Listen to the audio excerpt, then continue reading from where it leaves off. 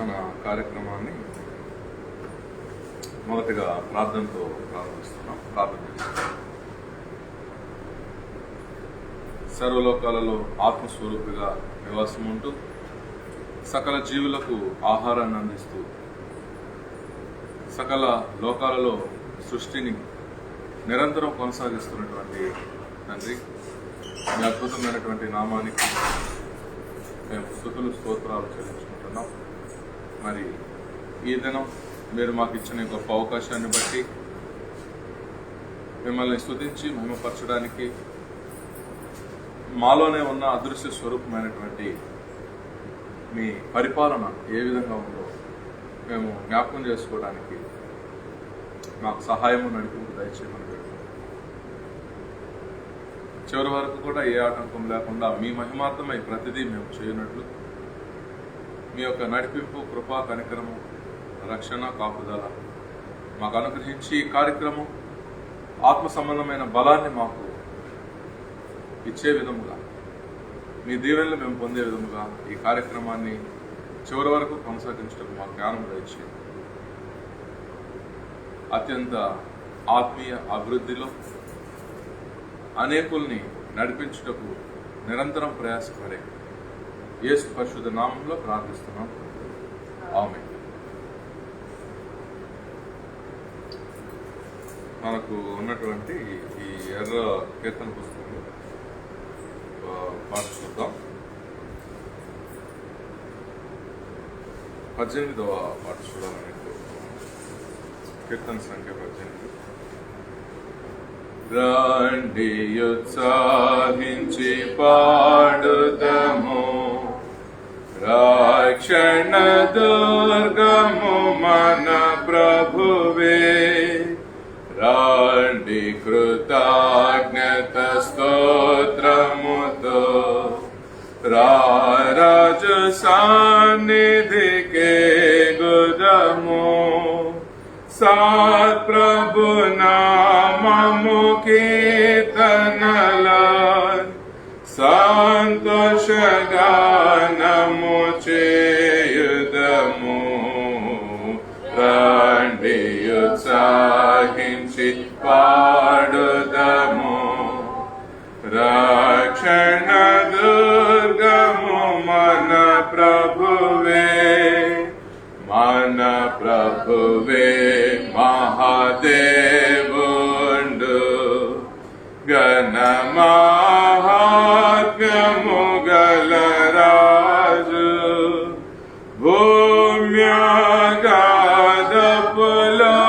భూమ్యాగాధపులోయలను భూధర శిఖరములాయనవే.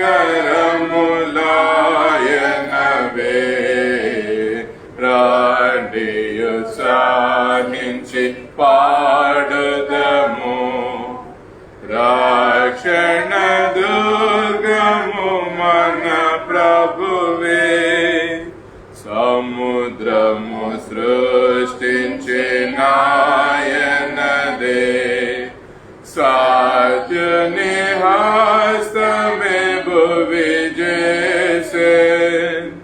ఆయన దైవము పాలితులా, ఆయన మేపెడి గొర్రెలము. రండి ఉత్సాహించి పాడుదము, రక్షణ దుర్గము మన ప్రభువే. తండ్రి కుమార శుద్ధాత్మకును దగు స్తుతి మహిమలు కలుగుగాక. ఆదిని నేపుడు నెలప్పుడు నైనట్లు యుగముల నౌను. ఆమేన్. రండి ఉత్సాహించి పాడుదము, రక్షణ దుర్గము మన ప్రభువే.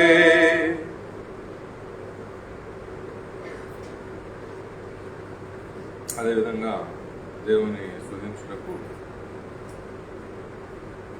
11వ పాట చూడాలనుకుంటున్నాను. యెహోవా గద్దె ముందట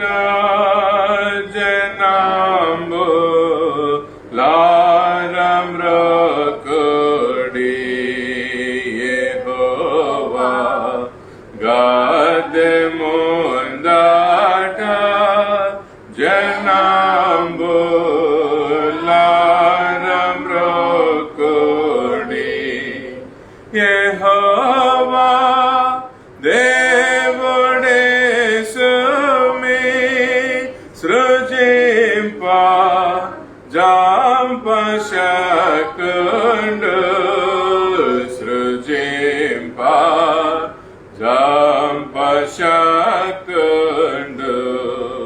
శ్రీ యేసు క్రీస్తు ద్వారానే మమ్మున్ సృజించి మట్టిచే. శ్రీ యేసు క్రీస్తు ద్వారానే మమ్మున్ సృజించి మట్టిచే. భ్రమించు గొర్రె రీతిగా దపంగా మళ్ళీ చేర్చెను. దపంగా మళ్ళీ చేర్చెను. యెహోవా గద్దె ముందట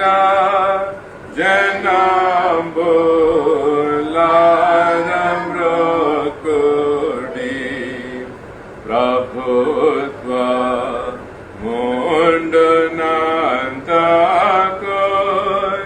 అగుని ప్రేమ నిత్యము. ప్రభుత్వ ముండునంతకున్ అగుని ప్రేమ నిత్యము. చిరంబు నీదు సత్యము వసించు నెల కాలము. వసించు నెల కాలము. యెహోవా గద్దె ముందట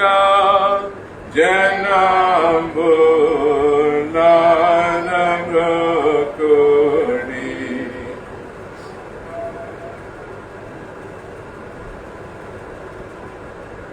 ఈరోజు మన దేవుని యొక్క వాక్య జ్ఞానంలో మనం ముందుకెళ్దాం.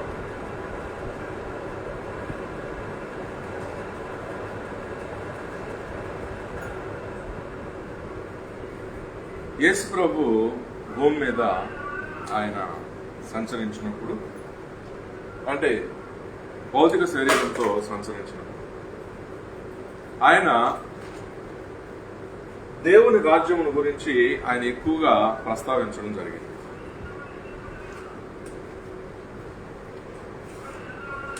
దేవుని రాజ్యము అనేటువంటి ఈ సబ్జెక్ట్ గురించి యేసు ప్రభుల వారు ఎక్కువగా ఆయన ఎంతో ప్రయాసపడి అనేకులకు బోధించేటువంటి ప్రయత్నం ఆయన చేశారు.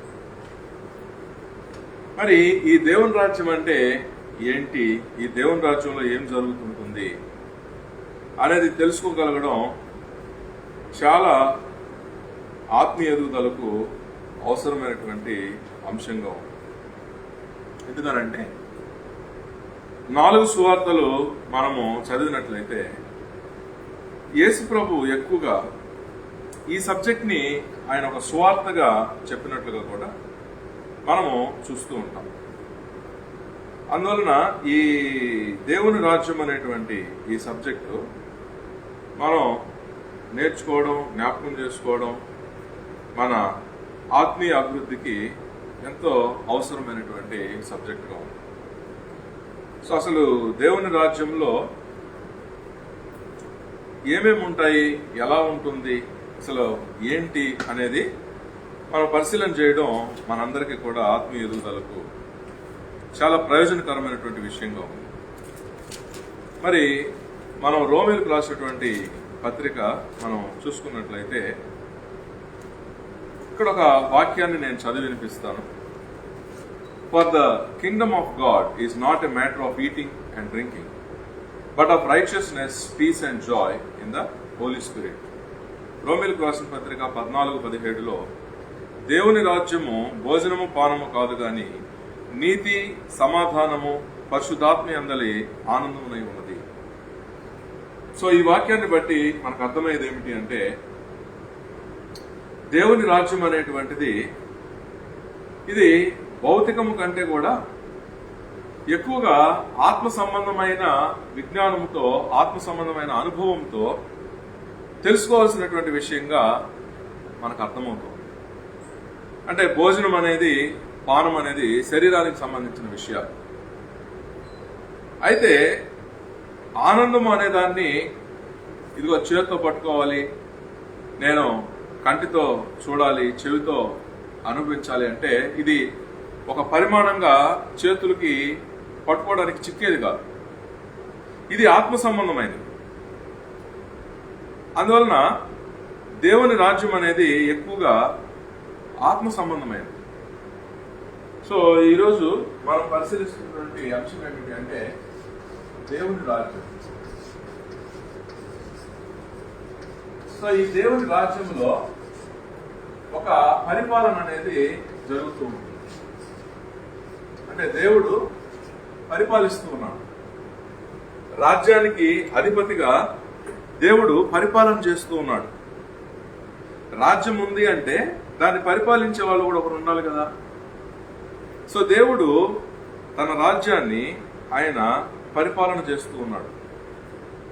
ఎందుకంటే యేసు ప్రభువుల యొక్క బోధనల్లో, సువార్త ప్రకటనల్లో మనము విరివిగాను ఎంతో విస్తారముగాను వినేటువంటి సబ్జెక్టు దేవుని రాజ్యం.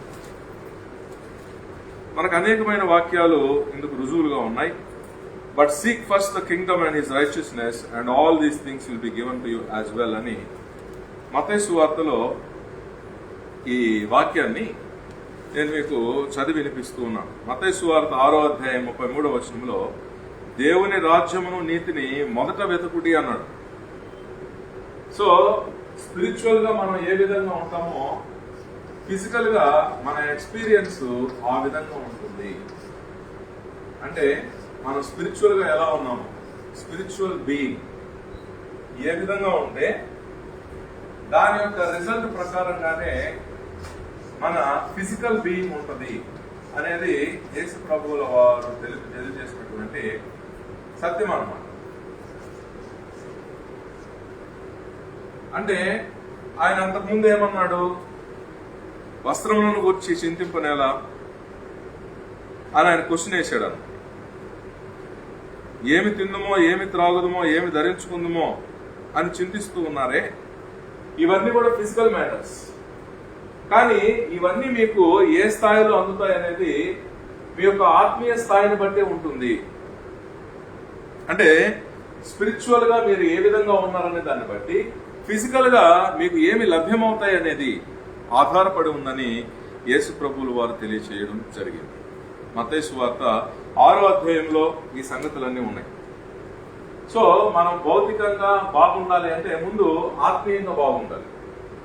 ఆత్మీయంగా మనం ఎంత బాగుంటామో అదే స్థాయిలో భౌతికంగా కూడా మనం బాగుంటాం. చాలా మంది ఏంటంటే ఆత్మీయ స్థాయిని అభివృద్ధి చేసుకోకుండా భౌతికంగా బాగుండాలని ఎంతో తీవ్రంగా కృషి చేస్తూ ఉంటారు, ఆశపడుతూ ఉంటారు. కాబట్టి దేవుడు తన పరిపాలన చేసేటప్పుడు ఆయన ఎవరికైనా భౌతికంగా ఏమన్నా ఇవ్వాలి అంటే వాళ్ళు ఆత్మీయంగా వాళ్ళు అభివృద్ధి చెంది ఉండాలి. మన ఆత్మీయ స్థాయిని బట్టే భౌతికంగా మన యొక్క స్థాయి అనేది ఆధారపడుతుంది. అయితే ఈ దేవుడు తన పరిపాలన చేసేటప్పుడు ఆయన ఏ విధంగా ఈ యొక్క పరిపాలన చేస్తూ ఉన్నాడు అనేది కూడా మనకు చాలా ఇంపార్టెంట్ అయినటువంటి సంగతిగా ఉంది. అంటే పరిపాలన చేస్తున్నాడు కదా, సో ఆయన ఏ విధంగా చేస్తున్నాడు అనేది కూడా మనము ఒకసారి పరిశీలన చేయాల్సి ఉంది. ఎందుకనంటే దేవుడు ఆయన ఉన్నాడు కానీ మన కంటికి కనిపడేవాడు కాదు. వాక్యం ఏం చెప్తుంది? దేవుడు ఆత్మస్వరూపి అని తెలియజేయడం జరిగింది. అంటే దేవుడు మన కంటికి కనపడేవాడైతే కాదు. సో 104వ కీర్తన 24-25 మనం చదువుకుంటే, How many are your works, Lord? In wisdom you made them all. The earth is full of your creatures.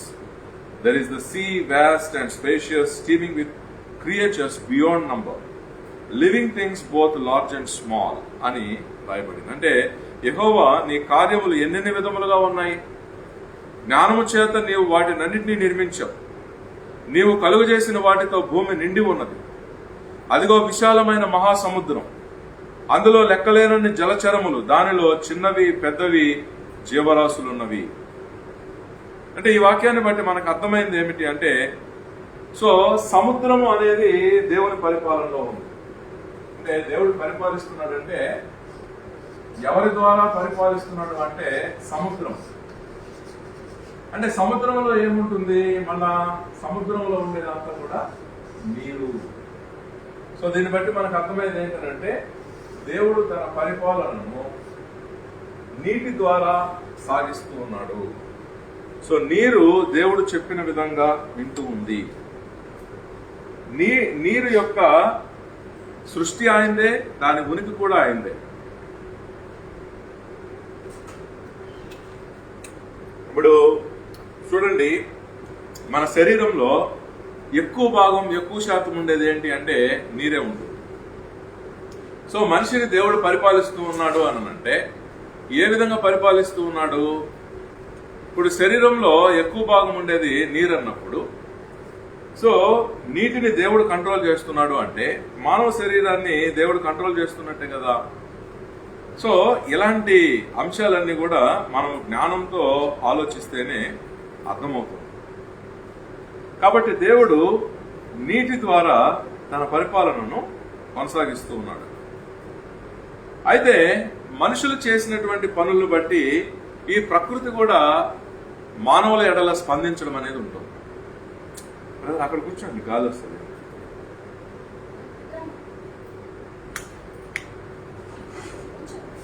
ఇక్కడ వేసుకోండి, గాలి బాగొస్తుంది. మనము వాక్యాన్ని కానీ పరిశీలన చేస్తూ ఉంటే ఏ విధంగా అయితే మనిషి తన క్రియలను చేస్తూ ఉన్నాడో ఆ క్రియలను బట్టే దేవుడు యొక్క పరిపాలన విధానం అనేది ఆధారపడుతుందని కూడా మనకు స్పష్టంగా తెలుస్తుంది. మనము ఆదికాండం నుంచి పరిశీలన చేస్తే మొదటి నుంచి కూడా మానవుని క్రియలను బట్టే దేవుడు మానవుల ఎడల చేసే పరిపాలనను ఆయన ఆధారం చేసుకుంటున్నాడు అనేది మనం బాగా అర్థం చేసుకోగలిగినటువంటి సంగతి. ఆదికాండము 6వ అధ్యాయం 5వ వచనంలో, the lord saw how great the wickedness of the human race had become on the earth and that every inclination of the thought of the human heart was only evil all the time. అంటే నరుల చెడుతనము భూమి మీద గొప్పదనియు వారి హృదయం యొక్క తలంపులలోని ఊహ అంతయు ఎల్లప్పుడూ కేవలం చెడ్డదని యెహోవా చూచి తాను భూమి మీద నరులను చేసినందుకు యెహోవా సంతాపం నుండి తన హృదయంలో నొచ్చుకొనెను. అప్పుడు యెహోవా, అంటే ఇలాంటి క్రియలు వాళ్ళు చేస్తున్నారు కాబట్టి, నేను సృజించిన నరులతో కూడా జంతువులను, పురుగులను, ఆకాశ పక్షాదులను భూమి మీద ఉండకుండా తుడిచివేయుదును. ఏలయనగా నేను వారిని సృష్టించినందుకు సంతాపము నొంది ఉన్నాను అనడు. కాబట్టి మానవుల యొక్క తలంపులలోని ఊహ, అంటే మనిషికి దేవుడు హృదయాన్ని ఇవ్వడం జరిగింది. ఇది కనిపించదు. అలాగే మనస్సు లేక మైండ్ ఇవ్వడం జరిగింది. ఇది కూడా కనిపించేది కాదు. కానీ మన మైండ్ లో వచ్చేటువంటి ఆలోచనలు, తలంపులు ఇది ఎంత చెడ్డగా ఉంటే, ఆలోచనలు, తలంపులు ఎంత చెడ్డగా ఉంటే మన ఫిజికల్ బీయింగ్ కూడా అంతే చెడ్డగా ఉంటుంది. ఇక్కడ మనం ఆలోచించాల్సింది ఏంటంటే మన జీవితంలో మేలుకరమైనవి మన భౌతిక అనుభవాల్లోకి రావాలనంటే మన ఆలోచనలు మన తలంపులు చెడ్డగా ఉంటే చెడ్డ అనుభవాలే వస్తాయి. చెడ్డ ఆలోచనలను విడిచిపెట్టకుండా, చెడు తలంపులను విడిచిపెట్టకుండా శరీర అనుభవాల్లో మంచి జరగాలి అని ఎదురు చూస్తే అది జరగదన్నమాట. ఇది మానవుడు నేర్చుకోవాల్సినటువంటి సంగతి. మరి ఆది కాండంలో దేవుడు ప్రపంచాన్నంతా ఆయన ఎందుకు నాశనం చేయాలనుకున్నాడు? తన యొక్క నీరును ఆయన ఉపయోగించడం జరిగింది. అంటే తన పరిపాలనలో ఉన్నటువంటి నీరును ఆయన ఉపయోగించాడు. చూడండి, ఆది కాండము 7వ అధ్యాయము 6వ వచనం. ఆ జల ప్రవాహము భూమి మీదకి వచ్చినప్పుడు నోవహు 600 ఏండ్ల వాడంట. 600 ఏండ్లు. అయితే అప్పుడు ఏం జరిగింది అని అంటే దేవుడు ఏం చేశాడంటే 11వ వచనం, నోవహు వయసు యొక్క 600 సంవత్సరం 2వ నెల 17వ దినాన మహాగాధ జలముల ఓటలన్నీ ఆ దినమందే విడబడెను, ఆకాశ తూములు విప్పబడెను, 40 పగళ్ళు 40 రాత్రులు ప్రచండ వర్షము భూమి మీద కురిసెను. చూసారా? 17వ వచనం, ఆ జల ప్రవాహము 40 దినములు భూమి మీద ఉండగా 40 రోజుల పాటు జల ప్రవాహము భూమి మీద ఉండిందంట. 40 పగళ్ళు 40 రాత్రులు ప్రచండమైన వర్షం భూమి మీద కురిసింది. సో మానవుల యొక్క వర్తమానం అంటే మన ప్రజెంట్ లైఫ్, ఈరోజు భౌతికంగా వర్తమాన అనుభవం, ఈరోజు భౌతికంగా మనం ఏదైతే అనుభవిస్తూ ఉన్నామో దీనికి కారణం ఏంటి అని మనం వెనక్కి చూసుకుంటే గతంలో చేసిన గతంలోని ఆలోచనలు, గతంలోని మనం మాట్లాడినటువంటి మాటలు, గతంలో మనం చేసినటువంటి క్రియలు, ఆలోచనలు, మాటలు, క్రియలు. సో గతంలో మనం చేసిన ఆలోచనలు చెడ్డవైతే, గతంలో మనం చెప్పిన మాటలు చెడ్డవైతే, గతంలో మనం చేసిన క్రియలు చెడ్డవైతే, ఇప్పుడు వర్తమానంలో మనకు వచ్చేటువంటి అనుభవం కూడా చాలా బ్యాడ్ గా ఉంటుంది. కాబట్టి చాలా మంది ఏమనుకుంటారంటే వర్తమానంలో అనుభవాలు గొప్పగా కావాలనుకుంటారు. అంటే మంచి భోజనము, మంచి బట్టలు, మంచి వాహన సదుపాయము, నివసించడానికి మంచి ఇళ్ళు, ఇవన్నీ కూడా నాకు కావాలి అని కోరుకుంటారు. కానీ గతంలో వాళ్ళు చేసిన ఆలోచనలు కానీ, చెప్పిన మాటలు కానీ, క్రియలు కానీ చెడ్డగా ఉన్నప్పుడు ఇప్పుడు మనం ఎంత ప్రార్థించినా మనం కోరుకున్నట్టుగా మంచి భోజనం, మంచి వస్త్రాలు, మంచి కార్లు ఇలాంటివన్నీ మనకు తక్కువ అన్నమాట. అందుకని వర్తమానంలో మన యొక్క ఆలోచనలు, మాటలు, క్రియలు మంచిగా మార్చుకుంటే అప్పుడు కనీసం ఫ్యూచర్ లో, భవిష్యత్తులో, అంటే ఆలోచనలు, మాటలు, క్రియలు వర్తమానంలో ప్రజెంట్ మంచిగా మార్చుకుంటే ఫ్యూచర్ లో మనం మంచి అనుభవాలు పొందగలుగుతాం. సో దేవుడు తన పరిపాలనను నీటి ద్వారా చేస్తూ ఉన్నాడు. దేవుడు మనకు కనపడ్డు, కానీ నీటి ద్వారా దేవుని పరిపాలనను మనం గుర్తించవచ్చు. నోవహు కాలంలో మనుషులు అనుకున్నారు దేవుడు అనేవాడు ఎక్కడున్నాడండి, ఎవరిది బలమైతే వాడిదే అనుభవం.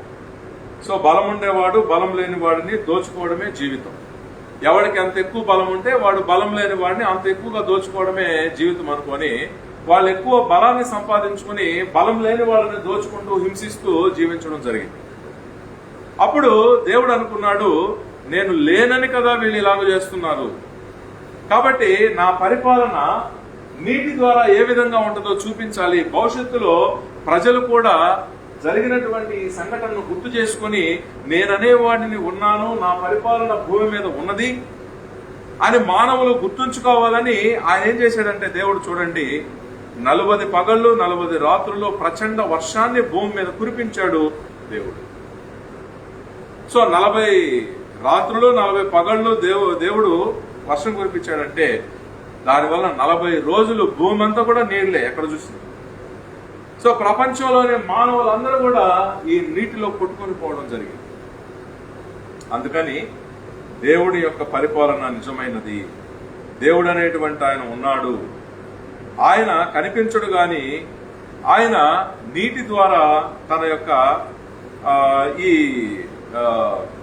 పరిపాలన అనేది ఆయన తెలియజేస్తూ ఉంటాడు, చూపిస్తూ ఉంటాడు, అనుభవంలోనికి తెస్తూ ఉంటాడు అనేది మనకు అర్థమయ్యేటువంటి సంగతి. అట్లాగే మరొక వాక్యాన్ని కూడా మనం ఈ సందర్భంలో చూద్దాం. ప్రకటన గ్రంథంలో ఈ వాక్యము రాయబడింది. I looked when he broke the sixth seal, and there was a great earthquake, and the sun became black as sackcloth made of hair, and the whole moon became like blood. ప్రకటన గ్రంథము 6వ అధ్యాయము 12వ వచనం. ఆయన 6వ ముద్రను విప్పినప్పుడు నేను చూడగా పెద్ద భూకంపము కలిగెను.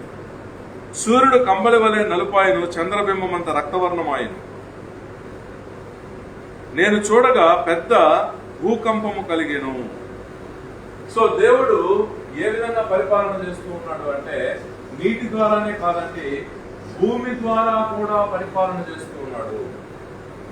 మానవుల యొక్క ఆలోచనలు, తలంపులు, మానవుల యొక్క మాటలు, క్రియలు కేవలం చెడ్డమైనప్పుడు దేవుడు తన పరిపాలనను భూమి ద్వారా తెలియపరుస్తాడు, భూమిని కంపింపజేస్తాడు.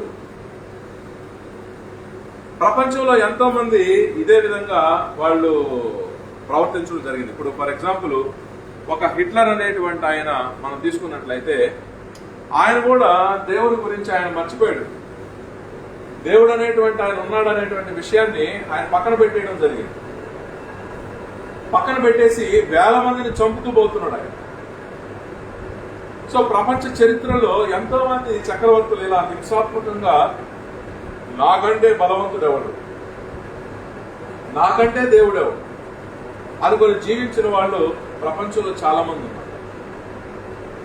కానీ దేవుడు కనిపించడు కానీ, ఎందుకంటే ఆయన సర్వవ్యాపి కాబట్టి ఎవరు కూడా ఆయన ఇప్పుడు మన ఎత్తు అనుకోండి కేవలం 5 అడుగుల 10 అంగుళాలు 5 అంగుళాలు సంథింగ్ అంత ఆగిపోతుంది కాబట్టి ఇంత పరిమాణంలో మనం చూడొచ్చు. మరి దేవుణ్ణి చూడాలి అంటే ప్రపంచమంతా విశ్వమంతా వ్యాపించిపోయినాడే, ఆయన ఎలా చూడగలం?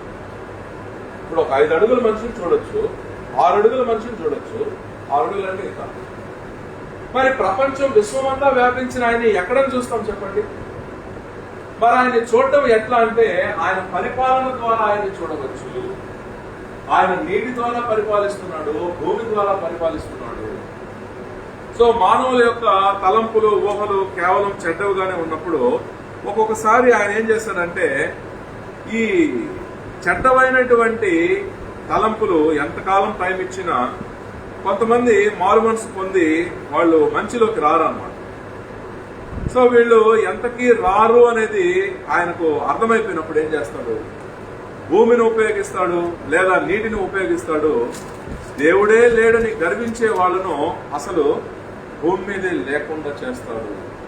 ఇలా ఎన్నో మార్లు జరిగినట్లుగా పరిశుద్ధ గ్రంథంలో మనకు రికార్డింగ్స్ ఉన్నాయి. అందువలన మనము దేవుని పరిపాలనను దేవుని క్రియల ద్వారా మనం గుర్తించాలి. ఇప్పుడు మనం బైబిల్ గ్రంథం కానీ చూసుకున్నట్లయితే ఫర్ ఎగ్జాంపుల్ నేను ఒక వాక్యము మీకు చదివి వినిపిస్తాను. ఎందుకంటే దేవుడు ఆయా సందర్భాల్లో ఏ విధంగా భూమిని కానీ నీటిని కానీ వాడి తన శక్తిని, ప్రభావాన్ని ఆయన తెలియజేసాడో అనేకమైనటువంటి వాక్యాలు పరిశుద్ధ గ్రంథంలో ఉన్నాయి. ఉదాహరణకి సంఖ్యాకాండంలో as he finished speaking all these words, the ground that was under them split open, and the earth opened its mouth and swallowed them up, and their households and all the men who belonged to Korah with their possessions. నిర్గమకాండము 16వ అధ్యాయంలో ఈ మాటలు చూడండి, 32వ వచనం నుంచి. భూమి తన నోరు తెరచి వారి వారి కుటుంబాలను, కోరహ సంబంధులందరినీ, వారి సమస్త సంపాద్యమును మృంగివేశారు. వారును వారి సంబంధులందరూ ప్రాణముతో పాతాళములో కూలిరి. భూమి వారిని మృంగివేశాను. వారు సమాజములో ఉండకుండా నశించిది. సమాజంలో ఉండకుండానే దేవుడు చేశాడంట. ఎందుకని అంటే వాళ్ళు దేవుణ్ణి గౌరవించకుండా గర్వంతో విర్రవీగడం జరిగింది.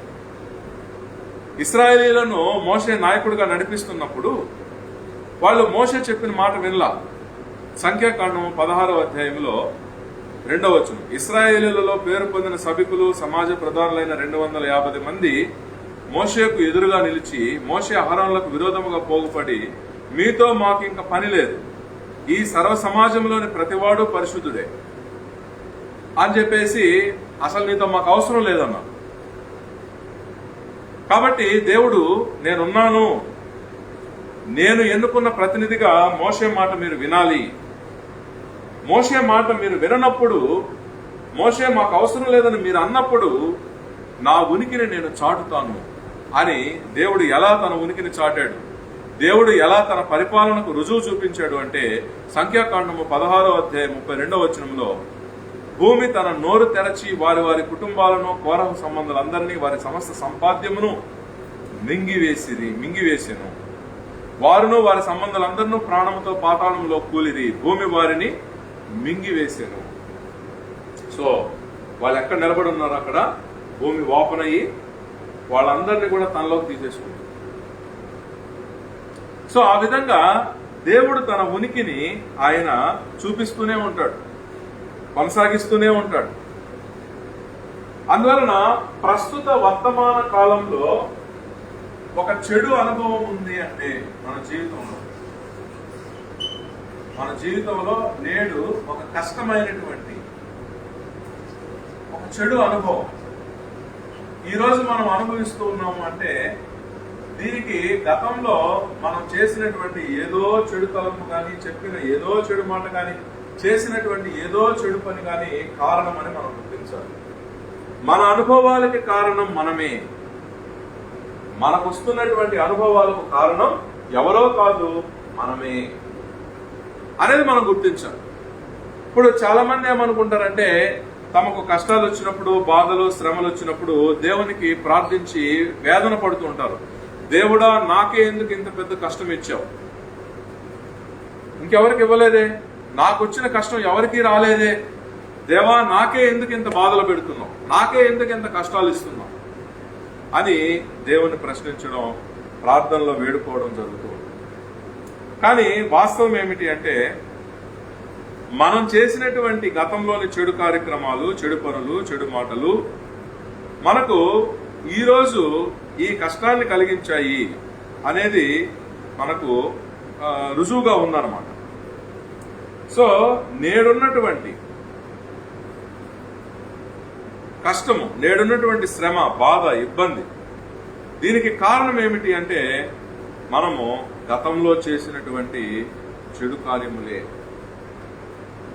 కాబట్టి దేవుని యొక్క వాక్యం మనం చూసినట్లయితే ఎందరో ఎన్నో రకాలైనటువంటి ఇబ్బందులకు లోనయ్యారు. దానికి కారణం ఏమిటి అంటే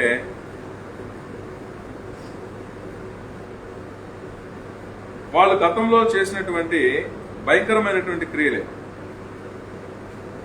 ఇప్పుడు నోవా కాలంలో ప్రపంచంలో అందరూ కూడా చెడ్డోళ్ళు అయిపోయారు. వీళ్ళని వాళ్ళని ఏ తేడా లేదనమాట. ప్రతి ఒక్కరూ బలంతో ఉన్న వాళ్ళందరూ బలహీనులను దోచుకుంటున్నారు, బలంతో ఉన్న వాళ్ళందరూ బలహీనులకు అన్యాయం చేస్తూ ఉన్నారు, బలంతో ఉన్న వాళ్ళందరూ బలహీనులను ఇబ్బంది పెడుతూ ఉన్నారు, కష్ట నష్టాలకు గురి చేస్తూ ఉన్నారు. మరి అలాంటి వాళ్ళందరూ కూడా దేవుని యొక్క నిష్పక్షపాతమైన తీర్పుకు గురవడం జరిగింది. అంటే దేవుడు నిష్పక్షపాతంగా తీర్పు తీరుస్తాడు. సో మన క్రియలు మంచివైతే మంచి అనుభవాలు ఇస్తాడు, చెడ్డవైతే చెడ్డ అనుభవాలు ఇస్తాడు. దీంట్లో దేవునికి పక్షపాతం అంటూ ఏమీ లేదు. అందువల్ల దేవుణ్ణి నిందించడానికి ఎవరికి కూడా ఆస్కారం లేదన్నమాట. అంటే ఆయన పక్షపాతం లేని దేవుడు. సో చాలా మంది ఏమనుకుంటారంటే నాకు ఈ శ్రమ రావడం అనేది చాలా అన్యాయము, ఈ కష్టం రావడం అనేది చాలా అన్యాయము, నాకు చాలా అన్యాయం జరిగింది అని చెప్పేసి చాలా మంది బాధపడుతూ ఉంటారు. సో కానీ అది నిజం కాదు. నిజమేమిటి అంటే మనకున్న ఏ కష్టమైనా దానికి కారణం మనమే. మనకున్నటువంటి ఏ ఇబ్బంది అయినా దానికి కారణం మనమే. మరి అలాంటి ఇబ్బందుల్లో ఒకానొక ఇబ్బంది ఇప్పుడు మనం ప్రస్తావించబోతున్నాం. అదేంటి అంటే ఇప్పుడు ఫర్ ఎగ్జాంపుల్ మనం మొట్టమొదటి గ్రంథం బైబిల్లో ఆదికాండంలోనికి వెళ్ళినట్లయితే ఆదికాండము 25వ అధ్యాయంలో మనం ఈ వాక్యాన్ని చూడవచ్చు. ఆదికాండము 25వ అధ్యాయం మనం చూసినట్లయితే అక్కడ Isaac prayed to the Lord on behalf of his wife because she was childless. The Lord answered his prayer and his wife Rebecca became pregnant. ఆదికాండము 25వ అధ్యాయం 21వ వచనం. ఇస్సాకు భార్య గొడ్రాలు కనుక అతడు ఆమె విషయమై యెహోవాను వేడుకొనెను. యెహోవా అతని ప్రార్థన వినెను గనుక అతని భార్య అయిన రెబ్కా గర్భవతి అయ్యెను. సో చాలా మందికి ఉండేటువంటి ఒక ఇబ్బంది సమస్య ఏమిటి అని అంటే పిల్లలు లేకపోవడం.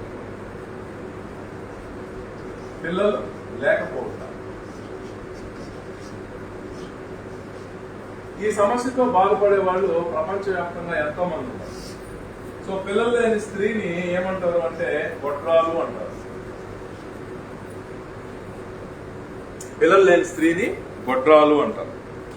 సో ప్రపంచంలో చాలా మంది మ్యారేజ్ చేసుకుంటారు కానీ పిల్లలు పుట్టరు. సో వాళ్ళు చాలా వేదనతో జీవిస్తూ ఉంటారు అన్నమాట. అసలు ఆ అనుభవం ఎలా ఉంటుందో, పిల్లల్ని కనడం అనేటువంటి అనుభవం ఎలా ఉంటుందో అని వాళ్ళు గువ్విళ్ళూరుతూ ఉంటారు. ఆ అనుభవం దేవుడు ఎప్పుడు ఇస్తాడో అని. కానీ ఏంటి అని అంటే ఇలా పిల్లలు లేనటువంటి అనుభవం అనేటువంటిది దీనికి మనము చేయాల్సినటువంటి పనులు చేస్తేనే మరి దేవుని యొక్క కనికరంతో మరి పిల్లలు పుట్టడం అనేటువంటిది జరుగుతుంది. మరి ఆదికాండము 42వ అధ్యాయం 36వ వచనం. అప్పుడు వారి తండ్రి అయిన యాకోబు వారిని చూచి, మీరు నన్ను పుత్రహీనునిగా చేయుచున్నారు. యోసేపు లేడు, షిమ్యోను లేడు, మీరు బెన్యామీను కూడా తీసుకుని పోదురు. ఇవన్నీ నాకు ప్రతికూలముగా ఉన్నవని వారితో చెప్పారు. చాలా మందికి ఏంటంటే పిల్లలు పుట్టి కూడా వాళ్ళు దగ్గర ఉండరు అన్నమాట. అదొక సమస్య. అసలు పిల్లలు పుట్టకపోవడం, పుట్టిన పిల్లలు తమతో లేకపోవడం. చూడండి, కొంతమంది పిల్లలు చిన్న వయసులోనే వాళ్ళ ఇంట్లో వెళ్ళిపోతారు. లేదా కొంతమంది పిల్లలు చిన్న వయసులోనే 16-17 ఏళ్ల వయసులోనే ప్రేమించి ఎవరితోటో వెళ్ళిపోతారు.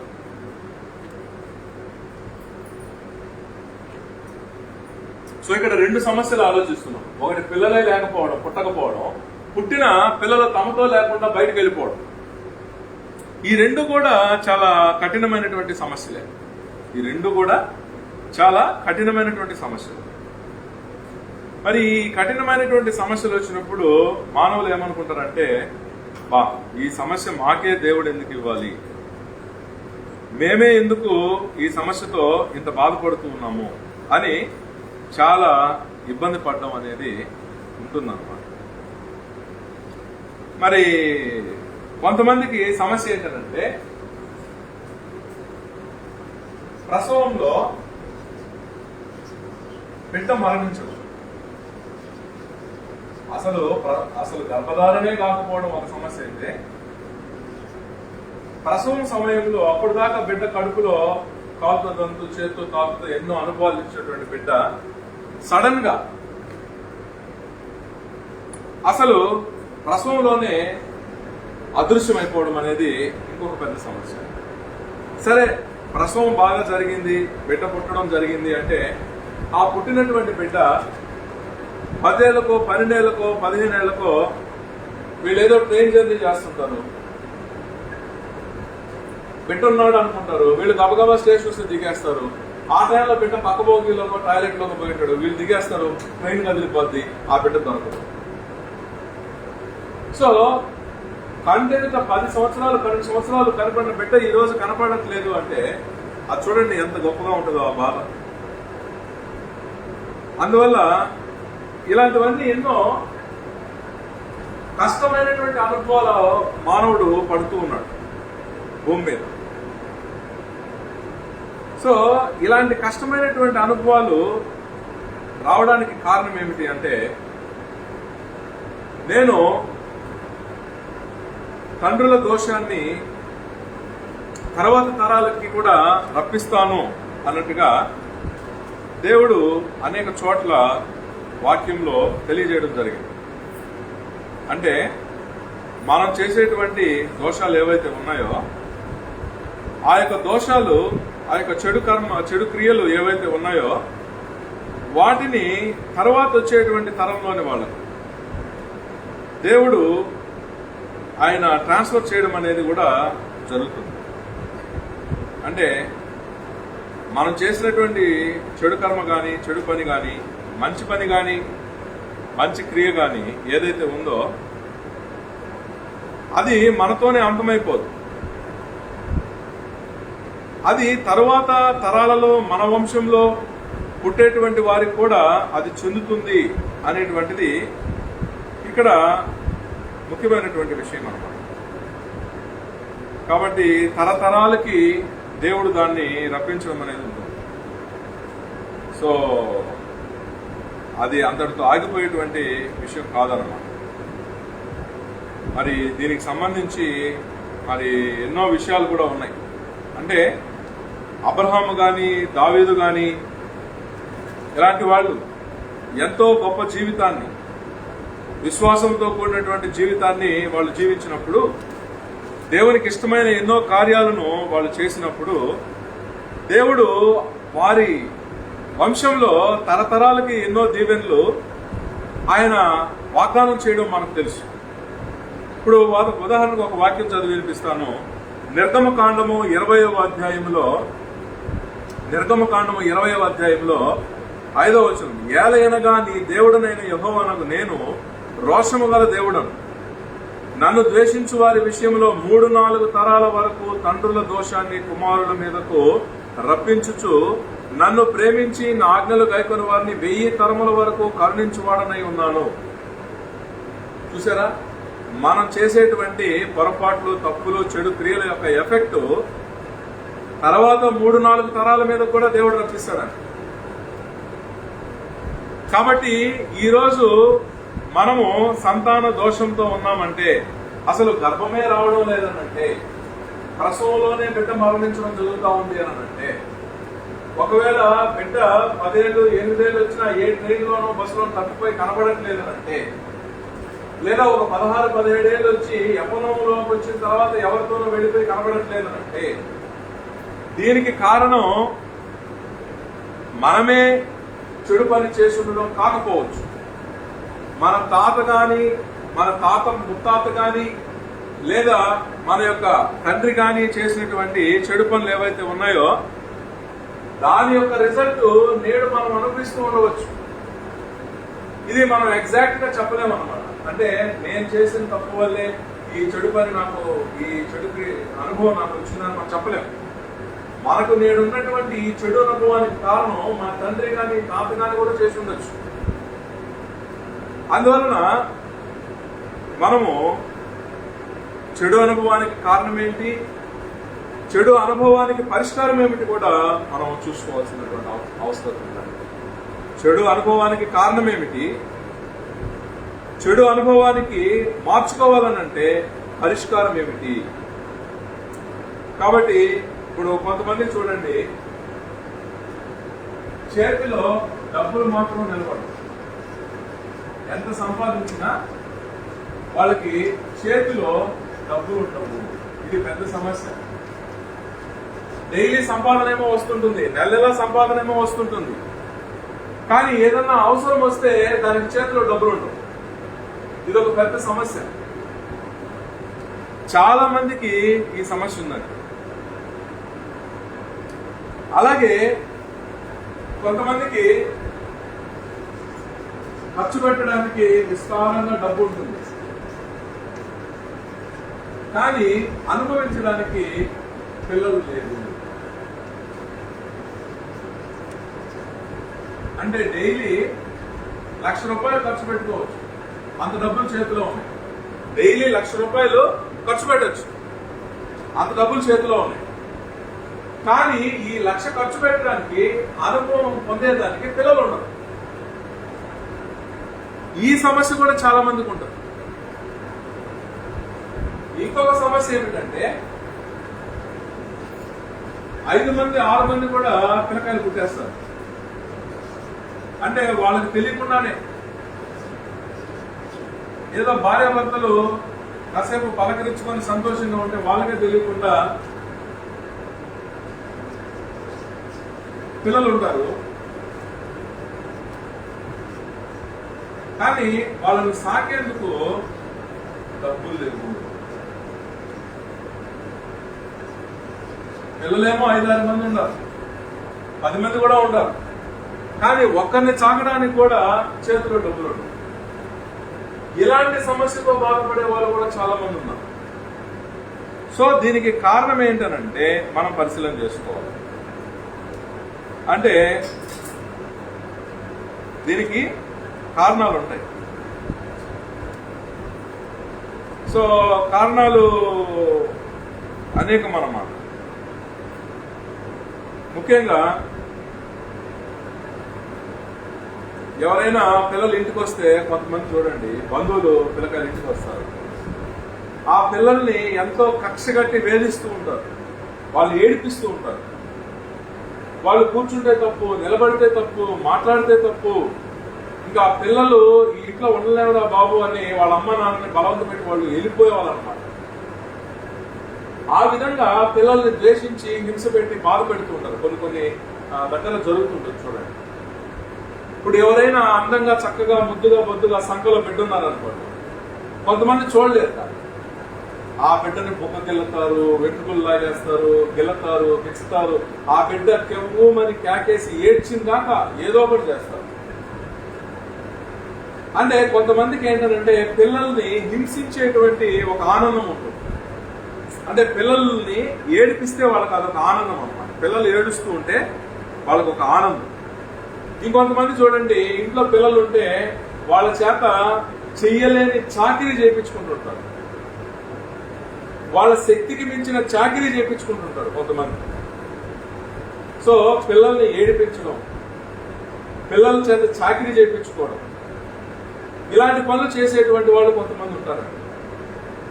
సో మన తాతలు అలా చేస్తున్నారనుకోండి, అమ్మ తరంలో కానీ లేకపోతే తాత తరంలో కానీ మరి ఇలాంటి పనులు చేస్తున్నారనుకోండి, మరి దాని యొక్క ప్రభావము దేవుడు మన తరంలో కూడా రప్పించవచ్చు.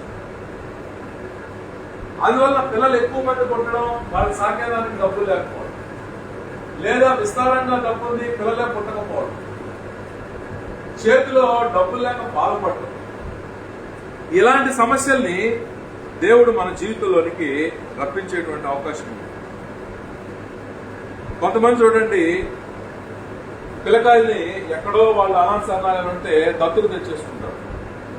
తీరా దత్తతకు తెచ్చిన తర్వాత తమ ఇంట్లో ఉండే బిడ్డలు ఎక్కడ అవకాశాలు వాళ్ళకి తగ్గిపోతాయని దత్తత తెచ్చుకున్న బిడ్డల్ని చాలా హింస పెడుతూ ఉంటారు, అవమానిస్తూ ఉంటారు. ఎందుకంటే తాము కన్న బిడ్డల ముందు మెప్పు పొందరాలి.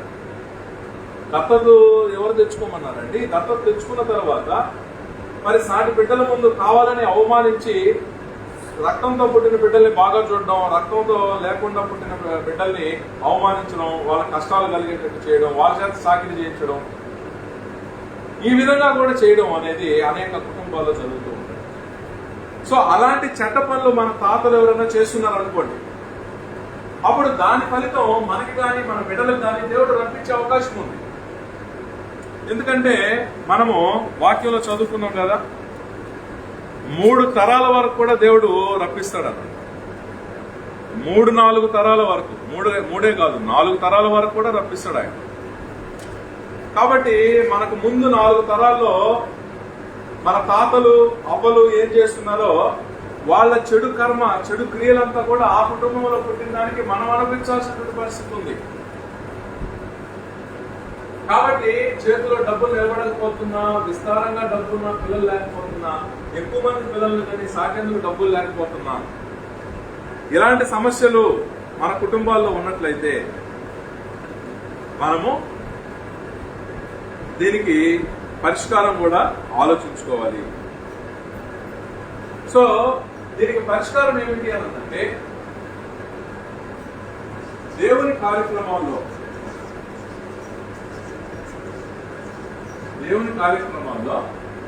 డబ్బు ఖర్చు పెట్టడం. దేవుని కార్యక్రమాల్లో ఎప్పుడైతే మనం కష్టపడి సంపాదించిన కొంత డబ్బు అనేది మనం ఖర్చు పెడతామో, అప్పుడు ఎప్పుడైనా చూడండి మనం అకౌంట్స్ వేస్తూ ఉంటాం. సో డెబిట్ అకౌంట్ ఉంటుంది, క్రెడిట్ అకౌంట్ ఉంటుంది. అంటే ఆదాయము, ఖర్చు. సో మన తాత ముత్తాతలు చెడు కర్మ చేశారు, చెడు పనులు తప్పుదాలు చేశారు, మనకి ఇలాంటి చెడు ఫలితాలు వస్తున్నాయి. సో డెబిట్ లో 5,000 ఉందనుకోండి. ఇప్పుడు మనం దేవుడి కార్యాలకి కొంత ఖర్చు పెడితే, కష్టపడి సంపాదించిందని 1,000 రూపాయలు మైనస్ అయిపోతుంది ఆ డెబిట్ బ్యాలెన్స్ లో. అంతేకాకుండా మనమే కాకుండా పిల్లలు దేవుని కార్యక్రమాల్లో పాల్గొనేటట్టు చూడండి. దేవుని కార్యక్రమాల్లో పాల్గొనేటట్టు చూడండి.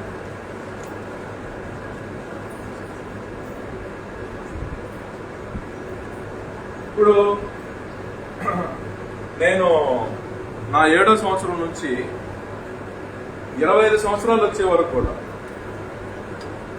ప్రతి బుధవారం సాయంత్రం 7:30కి వచ్చి బెంచీలన్నీ తుడిచి, కుర్చీలన్నీ వేసి, అప్పుడు ఎదురుగా సిపిఎం ఆఫీస్కి వెళ్ళాలి. నీళ్లు అక్కడ బకెట్లతో నీళ్లు పట్టుకొని వచ్చి ఫ్లోర్ అంతా కడిగి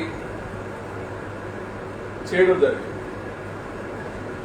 అంటే దేవుని పనికి పిల్లల్ని పాల్గొనేటట్టు చేయడం ఆ కుటుంబానికి మంచిది. అంటే వాళ్ళ తాతల దోషం కూడా పోతుంది అన్నమాట.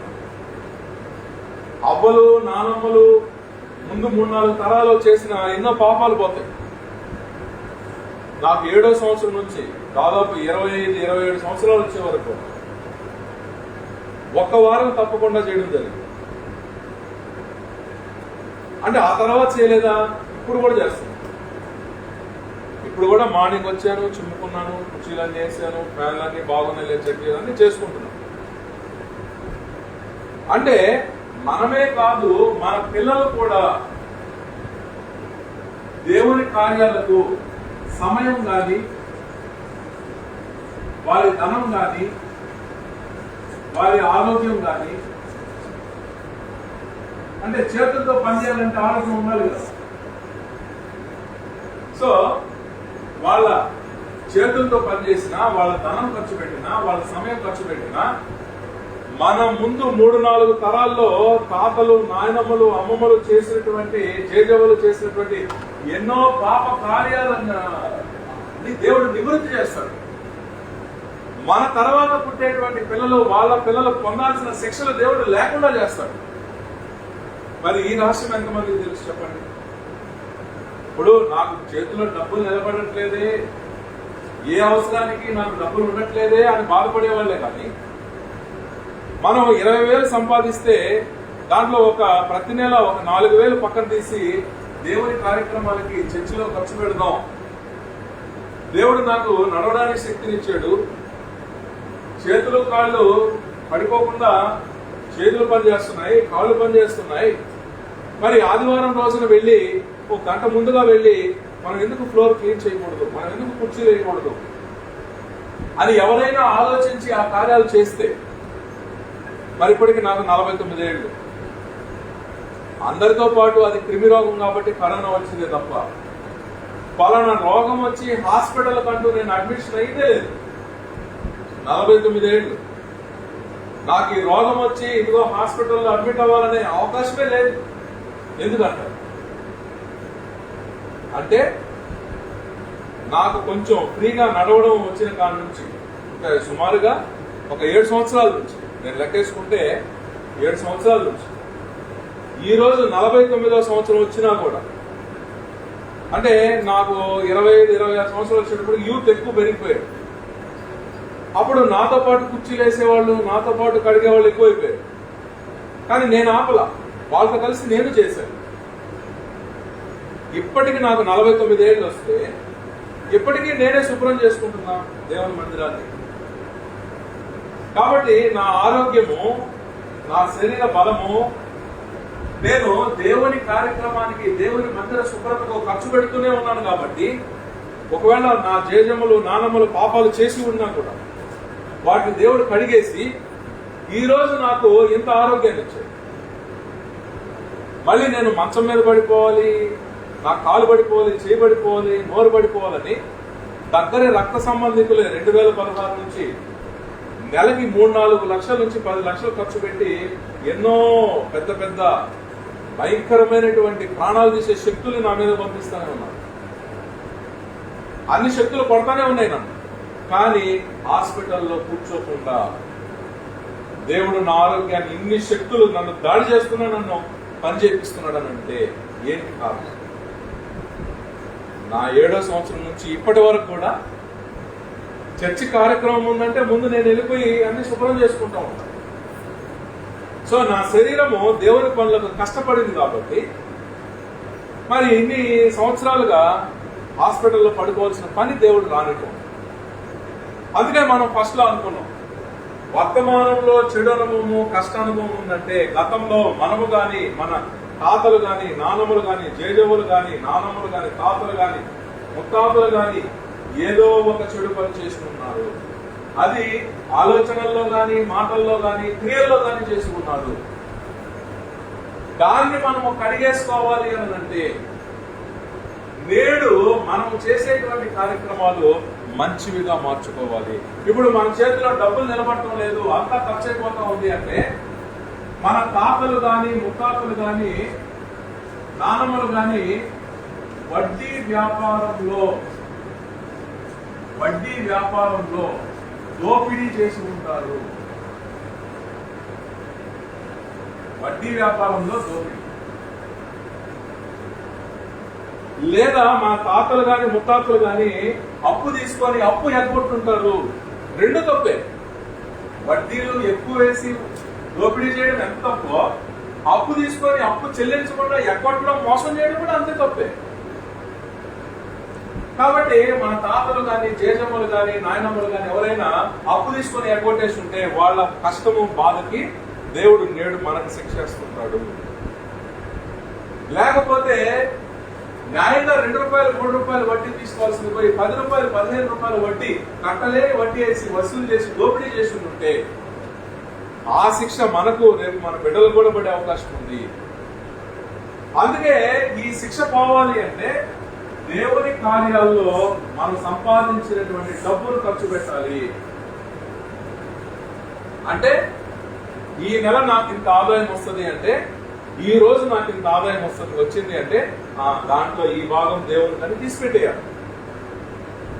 ఆ విధంగా మనం దేవుని కార్యక్రమాలకు తీసి ఖర్చు పెట్టగా నానమ్మలు, తాతలు, ముత్తాతలు చేసినటువంటి ఆ డబ్బు సంబంధమైన పాపాలను దేవుడు తుడిచివేసి మనకు, మన తర్వాత పుట్టేటువంటి బిడ్డలు, వాళ్ళ బిడ్డలకి డబ్బు విషయంలో లోటు లేకుండా దేవుడు సమృద్ధినిస్తాడు. అది సూత్రం. కాబట్టి సమస్య ఉంది అంటే కారణం అన్వేషించాలి, ఆ కారణానికి పరిష్కారం కూడా ఆలోచించాలి. అంటే దేవుడు పరిపాలిస్తున్నాడు, మనం చూసినా చూడకపోయినా ఆయన పరిపాలన అనేది సత్యము. మనం గుర్తించినా గుర్తించకపోయినా కూడా దేవుని పరిపాలన అనేది జరుగుతూనే ఉంది. ఏ విధంగా జరుగుతుంది అంటే ఆయన నీటి ద్వారా, భూమి ద్వారా, వాయువు గాలి ద్వారా, ఆకాశం ద్వారా, అగ్ని ద్వారా ఆయన పరిపాలన చేస్తూ ఉన్నాడు. ఆయన నేరుగా ఎవరు చూడలేదు. ఒక మనిషి నోటి మీద పోతా ఉంటాడు, ఆకాశం నుంచి ఒక మెరుపు మెరుస్తుంది, పిడుగు పడుతుంది, అగ్ని వచ్చి తల మీద పడుతుంది, మనిషి కాలిపోతుంది. ఇలా ఎంతమంది తెలుసుకోలేదు. నోవా కాలంలో దేవుడే లేడు, బలమున్న వాడిదే రాజ్యం అని మనుషులు ఏం చేశారు? దోచుకొని దోపిడీ చేసి హింసించి మనుషులే నమిలి మింగేసేటువంటి రోజులు. అందుకని దేవుడు ఏం చేశాడంటే నీటికి కమాండ్ ఇచ్చాడు, మొత్తం భూమి మీద ఉండే వాళ్ళందరినీ ముంచేసి లేకుండా చేసింది నీరు. అందుకని ప్రియులారా, దేవుని పరిపాలనను మనం గుర్తించాలి, దేవుణ్ణి మనం ఎల్లప్పుడూ కూడా గౌరవించాలి. సో దేవుణ్ణి ఒక మనిషి ఏ విధంగా గౌరవించాలి? దేవుని యొక్క పరిపాలనను మనిషి ఏ విధంగా గుర్తించాలి అని అంటే, చేసే ఆలోచనలలో, చెప్పే మాటల్లో, చేసే క్రియల్లో మంచి క్రియలు, మంచి మాటలు, మంచి ఆలోచనలు ఎంత ఎక్కువ చేస్తూ ఉంటే అదే దేవుని గౌరవించడం. అదే కదా దేవుని రాజ్యం. భోజనం పానం కాదు కానీ నీతి. సో నీతి అంటే ఏంటి? మంచి ఆలోచనలు చేయడం, మంచి మాటలు చెప్పడం, మంచి క్రియలు చేయడం. సో ఈ మూడింటిని కలుపుకుంటేనే మనము నీతి అంటాం. సో నీతి ఎక్కడుందో అక్కడ దేవుని రాజ్యం ఉంది. నా మాటల్లో నీతి ఉంటే దేవుని రాజ్యం అక్కడే ఉంది. నా తలంపుల్లో నీతి ఉంటే దేవుని రాజ్యం అక్కడే ఉంది. నా క్రియల్లో మంచి క్రియలు ఉంటే దేవుని రాజ్యం అక్కడే ఉంది. సో ఎప్పుడైతే నేను మంచి ఆలోచనలు చేస్తానో, మంచి మాటలు మాట్లాడతానో, మంచి క్రియలు చేస్తానో, నీతిగా ఉంటానో, నాకు వచ్చే అనుభవాలన్నీ కూడా మంచి అనుభవాలుగా ఉంటాయి. మంచి అనుభవాలు పొందేటప్పుడు నేను ఆనందంగా జీవిస్తాను. ఇదండి యేసుప్రభు బోధించిన సువార్త. కాబట్టి యేసుప్రభు దేవుని రాజ్య సువార్తను బోధిస్తూ ఆయన భూమి మీద సంచరించడం జరిగింది. కాబట్టి మారు మనసు పొందండి, మారు మనసు పొందండి, చెడు ఆలోచనల నుంచి మారు మనసు పొందండి, చెడు మాటల నుంచి మారు మనసు పొందండి, చెడు క్రియల నుంచి మారు మనసు పొందండి. అప్పుడు తాతల ముత్తాతల చెడు పాపాలన్నీ దేవుడు తుడిచివేసి మంచి అనుభవాలు మీకు మీ బిడ్డలకు ఇస్తాడు. అప్పుడు మీరు ఆనందంగా జీవిస్తారు అని యేసు ప్రభువు భూమి మీద ఆయన బోధిస్తూ భూమి మీద ఆయన సంచరించడం జరిగింది. కాబట్టి యేసు ప్రభు బోధించినటువంటి ఈ సువార్త ఏదైతే ఉందో, దేవుని రాజ్య సువార్త, సో అదే నేడు కూడా మనము ప్రకటిస్తూ ఉన్నామండి. కాబట్టి దేవునికి ఇష్టమైనది ఏంటి అంటే దేవుని రాజ్యాన్ని గుర్తించడం, దేవుని పరిపాలన విధానాన్ని గుర్తించడం. మరి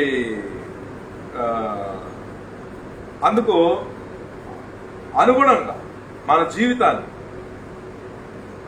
తీర్చిదిద్దుకోవడం, ఇది దేవునికి చాలా ఇష్టమైనటువంటి జీవన విధానం.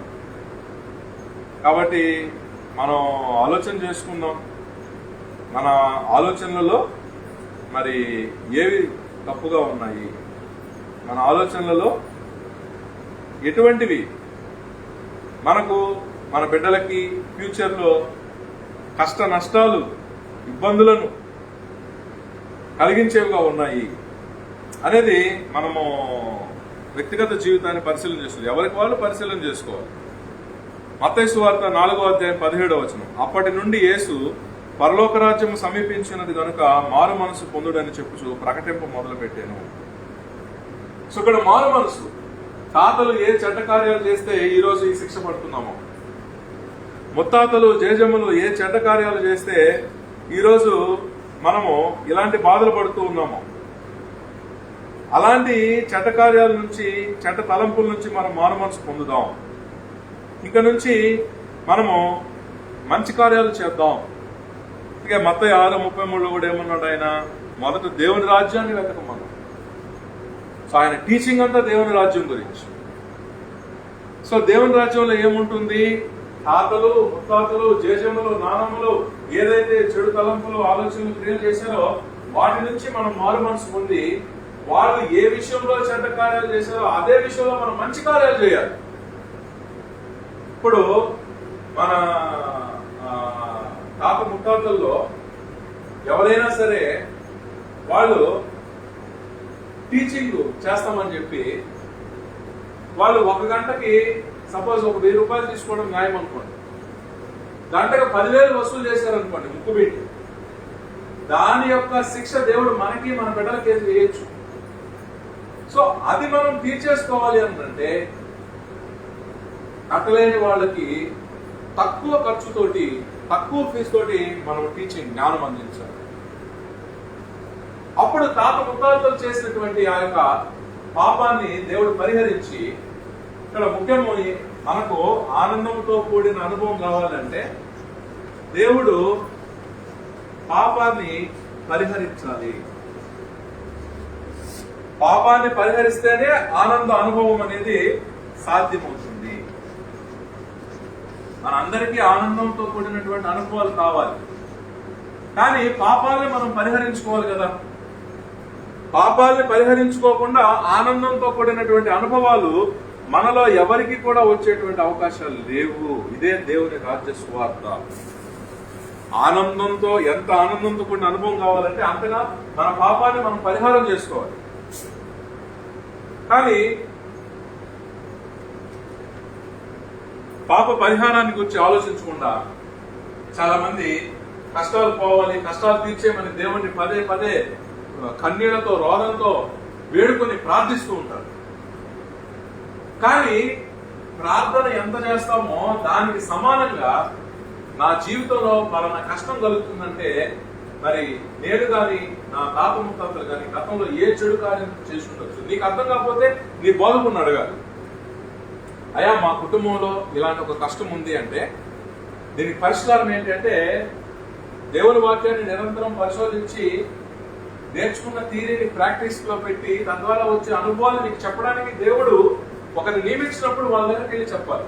అయ్యా నా జీవితంలో పలానా కష్టం ఉంది అంటే ఏ పాపాన్ని నేను పరిహారం చేసుకోవాలి అనేది నీకు దేవుడు ఇచ్చినటువంటి బోధకుడు తెలియజేస్తాడు. కాబట్టి ఒకవేళ తాత ముత్తాతలు వడ్డీ వ్యాపారంలో, అప్పులు ఎగ్గొట్టడంలో ఎక్స్పర్ట్స్ అయితే, ఇప్పుడు చాలా మంది చూడండి, ఈరోజు మన సిస్టమ్ ఏంటి చెప్పండి, నేడు ఇండియాలో సిస్టమ్ ఎవరైతే ప్రభుత్వాన్ని పరిపాలిస్తున్నారో మన ఇండియాలో, వాళ్ళ రక్త సంబంధికులకి వాళ్ళ సొంత ఊర్లో వాళ్ళకి ఏం చేస్తారనంటే బ్యాంకుల నుంచి 1000 కోట్లు అప్పులు ఇప్పిస్తారు. వాళ్ళు కట్టకపోయినా కూడా బ్యాంకు వాళ్ళని ఏమీ చేయలేని పరిస్థితిని పవర్ లో ఉన్నాడు కదా రాజకీయ నాయకుడు ఏర్పాట్లు చేస్తాడు. అప్పుడు పవర్ లో ఉన్నటువంటి వాళ్ళ రక్త సంబంధం ఎవరైతే ఉన్నారో, సొంత మనిషి ఎవరైతే ఉన్నారో 1000 కోట్లు తీసుకుని విదేశానికి పారిపోతారు.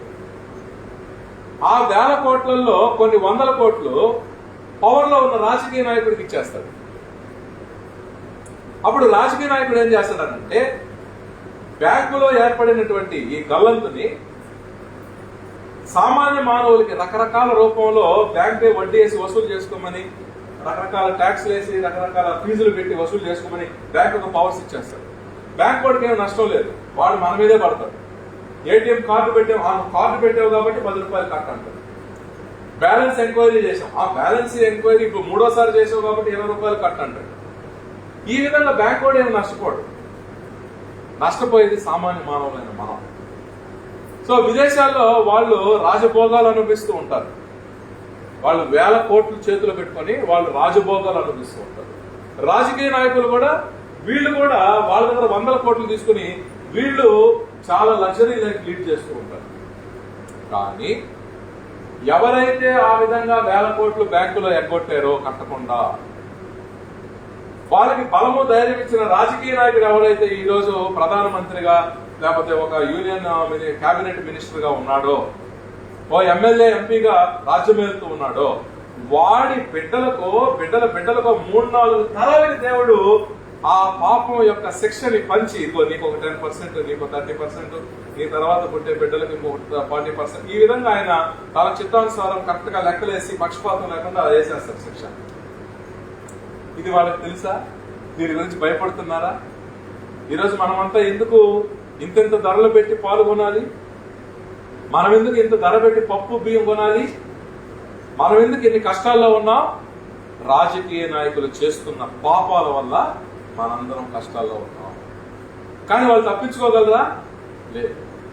ఇప్పుడు ప్రజెంట్ నేను సీఎం అనుకుంటున్నాడు, నేను పిఎం అనుకుంటున్నాడు, నేను కేబినెట్ మినిస్టర్ అనుకుంటున్నాడు, ఎమ్మెల్యే ఎంపీ ఏదో అనుకుంటున్నాడు. కానీ దేవుడు అతను చేసిన పాపాలకి ఆయన తర్వాత 4 తరాలకి శిక్ష ఖరారు చేసి ఉన్నాడు. సో దేవుని రాజ్యం అంటే ఆయన పరిపాలనని గుర్తించడం, ఆయన్ని గౌరవించడం. ఆయన ఎలా గౌరవిస్తాం? నీతి క్రియలు చేయడం ద్వారా, నీతి ఆలోచనలు చేయడం ద్వారా, నీతిగా మాట్లాడటం ద్వారా, నీతి పనులు చేయడం ద్వారా దేవుని గౌరవిస్తాం. అప్పుడే మనం దేవుని పెట్టాలి. కాబట్టి ఈ సూత్రము, ఈ విధానం తెలియనటువంటి వాళ్ళు అందరూ జీవితం గురించి కన్ఫ్యూజన్ లో ఉన్నారు. సో దేవుడైతే మనకు ఏ కన్ఫ్యూజన్ లేకుండా దేవుని రాజ్యంలోని ఆనంద అనుభవాన్ని పొందుతూ జీవించమని దేవుడు మనకి ఈరోజు ఈ సందేశం ఇచ్చాడు. సో మనం ఈ సూత్రాన్ని మనం అప్లై చేసుకుందాం, మరి దేవుని రాజ్యంలో ఆనందంగా